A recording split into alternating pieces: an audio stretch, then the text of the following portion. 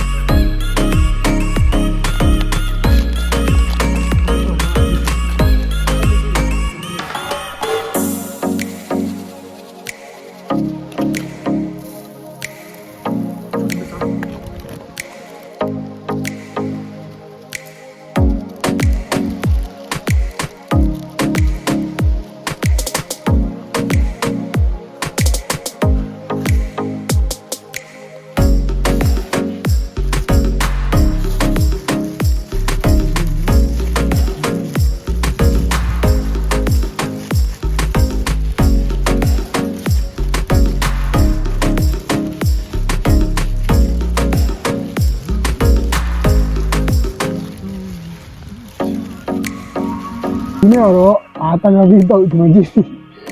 ပူတယ်ကွာတန်ရပြီတောက်ထားတာနော်ကိုယ့်ဘာသာကိုရှော့တောက်ထားတာပါပစုံ6ရည်နဲ့ဟိုငပိထုံးလေးနဲ့တောက်ထားတာရှိတဲ့ဟာတွေတောက်ထားတာကွာဒါဒီဥတော်လည်းပူတယ်ကွာပူလေးနဲ့ကိုလည်းညက်လာတယ်ကွာဒီနေ့စားနေစားမြင်လို့ကိုလည်းညက်လာတယ်ဒီမှာဟိုအနည်းငယ်ပစုံ6ရည် contact တက်ညီပြီးကြီးကဘာလို့ရတာရှိလဲတော့မသိဘူးကိုတင်ကြနေကြောက်စားကြအောင်ခင်ဗျာကျွန်တော်ကြည့်ပြီနော်ဘယ်လိုရတာရှိလဲတော့ကျွန်တော်လည်းမသိသေး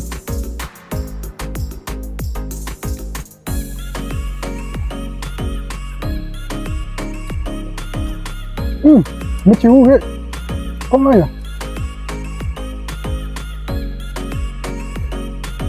မချူကျ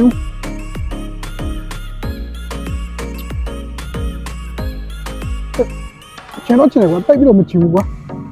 ပစုံ6ရည်လည်းပါတယ်ပစုံ6ရည်ဟိုးချက်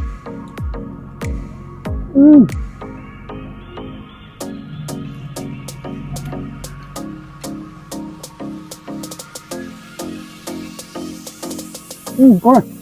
ဟိုချိုချစ်ချင်နေတယ်မိုက်ဆရာဝဲတော့ခြေတိုက်မစားနိုင်ဘူးကျွန်တော်လေတော့နှလုံးပြည့်ဒီလုံးနဲ့3လုံး